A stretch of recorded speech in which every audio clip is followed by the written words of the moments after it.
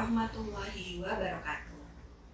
Halo Mams, ketemu lagi dengan saya Dr. Gigi Lukita Teddy. Hari ini kita akan sharing tentang menjaga kesehatan gigi dan mulut si kecil sejak dini. Jadi menjaga kesehatan gigi dan mulut si kecil itu sangat penting agar goalnya kita sebagai orang tua adalah agar anak terbiasa dari kecil sampai dengan dewasa menjaga kesehatan gigi dan mulutnya dengan baik. Kenapa sejak dari kecil harus menjaga kesehatan gigi dan mulutnya? Karena sebenarnya gigi susu pun itu adalah hal yang sangat penting ya, Mams. Salah satu gunanya adalah untuk estetik nih. Mungkin Mams nggak suka ya melihat anaknya giginya ompong atau hitam-hitam di bagian depannya. Nah itu agar tidak terjadi seperti itu, kita sebagai orang tua harus punya pengetahuan untuk bagaimana cara merawatnya. Salah satu fungsi penting lainnya yaitu sebagai fungsi pengunyahan.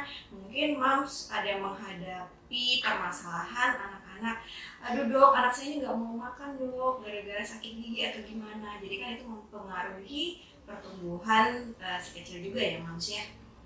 Selain itu juga gigi susu itu berpengaruh terhadap pertumbuhan gigi permanennya dan juga pertumbuhan rahangnya si kecil.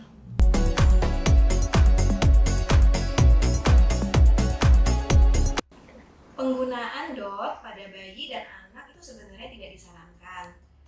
Sebaiknya Mams bisa mengganti penggunaan DOT itu dengan menggunakan gelas atau cup feeder atau pipet tetes juga bisa. Untuk anak dengan usia 6 tahun itu sebaiknya sih sudah dihentikan. Sebagaimana kita kalau menyusui itu dihentikan menyusuinya itu di usia sekitar 2 tahun. Maka sebaiknya juga menyusu dengan DOT itu dihentikan di usia juga 2 tahun gitu ya. Tips dan trik untuk mengatasi biar si kecil nih yang usia 6 tahun bisa berhenti minum susu dengan DOT, mungkin Mams bisa melakukan teknik repeat and order. Jadi contohnya misalnya, kakak udah besar nih, DOT itu kan untuk adik bayi, kita kasih adik ya. Atau misalnya si kakak nih sukanya nih gelas yang gambarnya robot, jadi mungkin Mams bisa membelikan gelas robotnya untuk si kakak dengan memberikan kata-kata yang positif bahwa ini bagus sekali loh gelas robotnya, DOT-nya sudah lama kita buang aja ya gitu ya. Tapi Mams juga nggak bisa tiba-tiba berharap ini proses sudah bisa terjadi hari ini juga, nggak bisa. Itu kenapa namanya repeat and order, karena kita harus mengulang-ulang terus proses ini setiap hari sampai dengan anak bisa berhenti.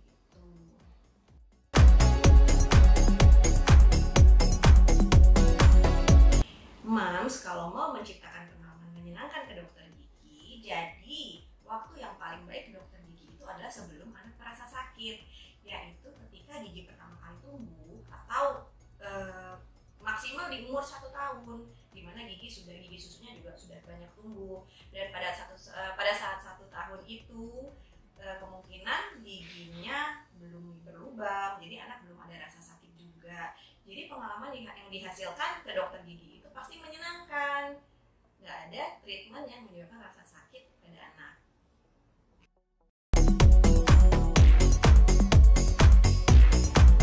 Wah, ibu udah hebat sekali. Sudah mencari cara untuk anaknya menyikat gigi dengan cara memberikan sikat gigi yang lucu untuk anaknya yang disukai. Ini adalah salah satu cara yang benar, trik untuk mengajak anak senang untuk menyikat gigi. Namun apabila anak masih sulit menyikat gigi, maka salah satu caranya adalah ibu harus memaksa anak menyikat gigi. Memang butuh banyak pengorbanan untuk mengajari anak menyikat gigi. Awalnya pasti akan terasa sulit karena akan ada pergulatan ya Bu ya dengan anaknya. Namun lama-kelamaan apabila orang tua melakukan sikat gigi ini dengan konsisten, lama-lama anak akan mengerti bahwa sikat gigi itu adalah suatu kewajiban yang dilakukan kalau mau giginya sehat. Nah kemudian setelah anak mulai mengerti seiring dengan usia, pasti anak merasa rutinitas menyikat gigi itu adalah hal yang menyenangkan.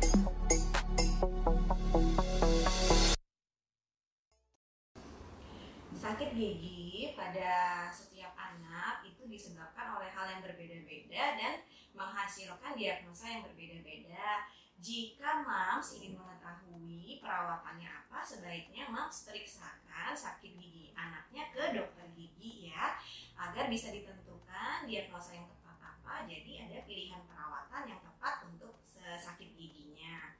Kemudian apabila diperlukan perawatan di dokter gigi, dilakukan tindakan, maka diperlukan kerjasama kooperatif dari anaknya sendiri. Oleh karena itu, mungkin dari rumah Mams bisa memberikan cerita-cerita yang positif untuk ke dokter gigi, misalnya dibacakan buku cerita, menceritakan pengalaman yang menyenangkan, dan menghindari perkataan yang menakut-nakuti si anak dari lingkungan sekitarnya bahwa ke dokter gigi itu menyeramkan.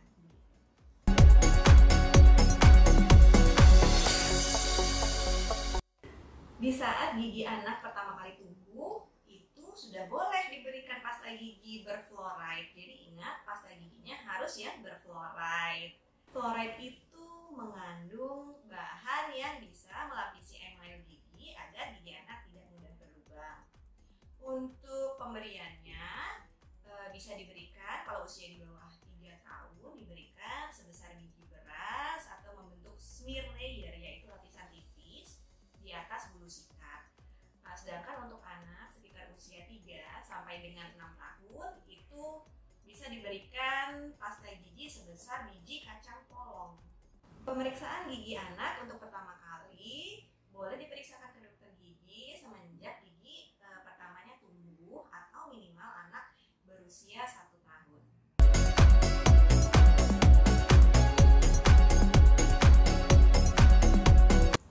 Jadi Mams bisa memilih sikat gigi dengan bulu sikat yang lembut, kemudian ujung sikat itu yang kecil dan membulat agar tidak melukai gusi si kecil.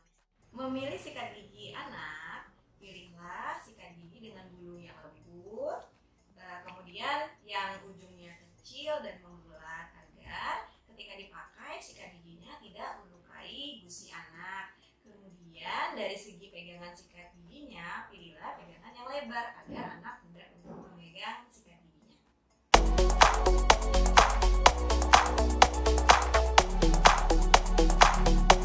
Sakit pada saat menyikat gigi itu terdapat berbagai macam faktor.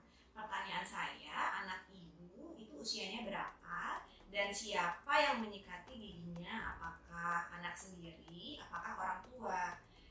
Salah satu penyebabnya mungkin bisa jadi sikat giginya, bulunya mungkin keras atau teknik menyikat giginya yang salah. Agar dapat mengetahui solusinya, sebaiknya ibu berkonsultasi ke dokter gigi, kemudian dari dokter gigi biasanya akan dicari tahu penyebabnya dan kemudian diberikan edukasi bagaimana cara menyikat gigi yang baik. Usia pertama kali ibu bisa mengajarkan menyikat gigi pada anak, yaitu ketika gigi pertamanya tumbuh. Ibu bisa langsung menyikati giginya, dengan demikian anak juga akan terbiasa dari kecil disikat giginya, dan berarti mindset anak akan terbentuk bahwa sikat gigi ini penting dilakukan karena sudah terbiasa sejak dini. Kemudian sebenarnya sebelum tumbuh gigi juga ibu sudah harus membersihkan rongga mulut si kecil pada saat dia mengkonsumsi ASI.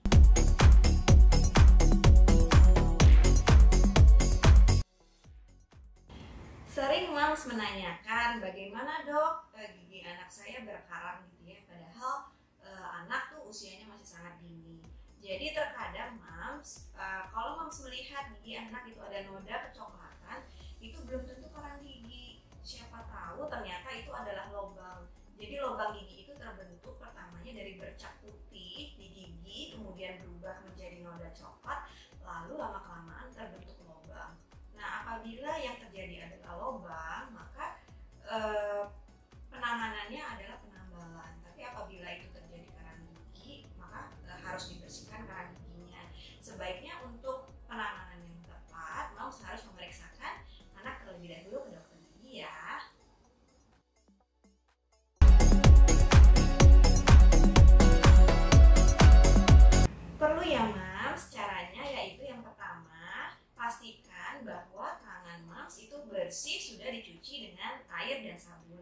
Kemudian ambil kasa atau kain katun yang bersih, kemudian basahi dengan air hangat, lalu balutkan di jari telunjuk moms. Kemudian bayi boleh diletakkan di posisi berbaring, lalu buka mulutnya, kemudian bersihkan di sekitar mulutnya dengan menggunakan kain kasa yang telah dibalutkan di jari tadi. Dibersihkan perlahan di bagian gusi, lidah, dan jaringan dalam mulutnya. Gerakannya boleh berputar, kemudian mam bersihkan dengan perlahan.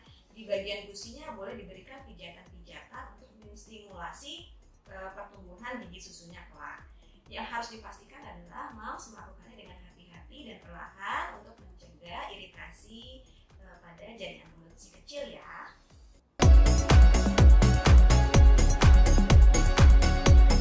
Untuk gigi yang bernanas, sebaiknya mams kembali memeriksakan anaknya ke dokter gigi agar bisa diberikan langsung tindakan terhadap gigi bernanahnya ya.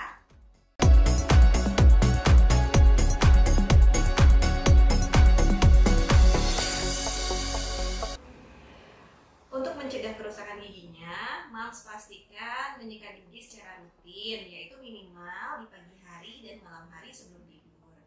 Mams juga harus mengetahui teknik sikat gigi yang benar, boleh diajarkan kepada anaknya, kemudian dievaluasi lagi dengan orang tua bila perlu disikat kembali oleh orang tua agar gigi anak kembali bersih.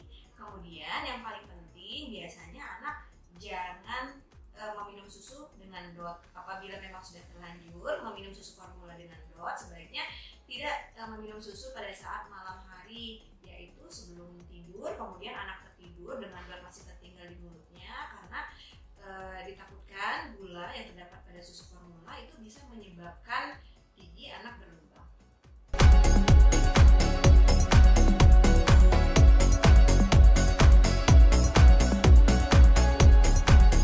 Oke mams, pertama-tama mams harus mengetahui dosis yang tepat pemberian pasta gigi untuk anak. Apabila usia anak mams di bawah 3 tahun, maka pasta gigi yang digunakan adalah sebesar biji beras. Kemudian apabila antara umur 3 sampai dengan 6 tahun, itu yang digunakan sebesar biji kacang polong. Apabila mams memberikan pasta gigi sesuai dengan dosis tersebut, maka apabila pasta giginya tertelan itu relatif aman, karena sudah ditetapkan bahwa dengan dosis sebesar itu fluoride yang terdapat dalam pasta gigi juga mencukupi kebutuhan gigi anak. Namun bukan berarti pasta giginya boleh ditelan ya mams. Jadi anak dilatih untuk berkumur agar sisa pasta giginya tetap keluar. Kemudian apabila mams khawatir anak masih menelan pasta giginya, mams boleh menggunakan kasa yang dibalutkan di jari dan dibasahi air, kemudian mams ulangi menyikat gigi anak dengan harapan bisa membersihkan sisa-sisa dari pasta giginya.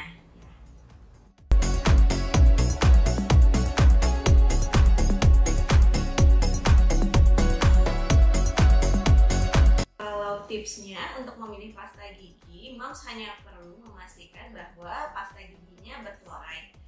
Apakah dia boleh memakai pasta gigi dewasa? Sebenarnya pasta gigi anak dan dewasa itu perbedaan yang paling mencolok adalah rasanya ya mams, bahwa para pasta gigi dewasa itu rasanya lebih pedas daripada pasta gigi anak. Mams bisa memberikan pasta gigi dewasa apabila anak telah siap untuk menerima rasa dari pasta gigi dewasa.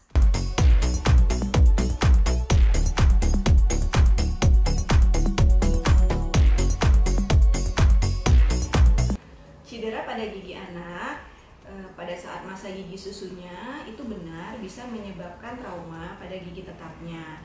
Namun kita harus lebih jauh melakukan pemeriksaan seperti penampakan pada gigi susunya, apakah berdarah, apakah goyang, dan diperlukan pemeriksaan radiografis untuk memastikan apakah pertumbuhan gigi tetapnya akan terganggu ke depannya.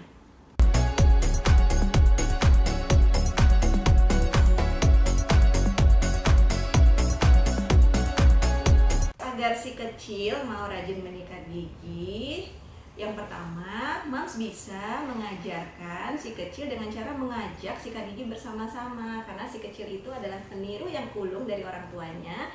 Dengan melihat mams menyikat gigi, maka si kecil juga ikut akan menyikat gigi. Kemudian Mams bisa menceritakan cerita-cerita yang menarik dengan tema kesehatan gigi dan mulut, tentang bagaimana rasanya sangat menyenangkan sekali menyikat gigi, kemudian memilih sikat gigi dengan karakter yang disukai oleh si kecil.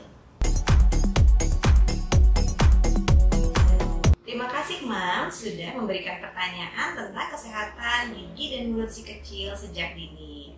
Kita sebagai orang tua wajib untuk mengetahui bagaimana cara merawat gigi anak, dan jangan lupa untuk memeriksakan kesehatan gigi anak dari awal gigi anak tumbuh ya Mams, agar menciptakan pengalaman yang menyenangkan saat pergi ke dokter gigi.